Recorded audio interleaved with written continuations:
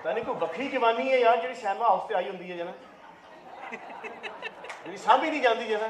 ये कोई इंसानियत है कि आधी नंगी औरतें आप जनाब उसको प्रिंट आउट करके जनाब आप बड़े बड़े बोर्ड लगा दो तो यार उसके लिए वो टोटे मौजूद है जना, वो जाके लोग देख लेते हैं। ब्रीफिंग ली मैं क्या थिएटर जना दा खसम कौन आया है ना, उन्होंने कहा जी ये कोई अलग ही मखलूक आई है और ये कोई इन्होंने बताया जी कोई हमारी डोमेन और रेंज से थोड़ा सा बाहर है।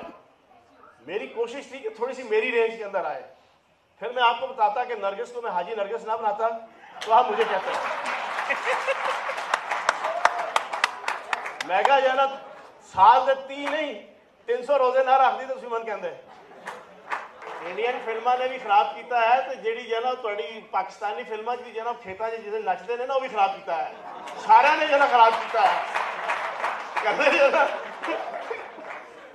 वो जी दोनों टंगा उत्ते चुक के जो जना लादियां ने वो भी सारा खराब किया है। हर चीज ठीक होना लिए, ठीक है ना, समझ आ रही है।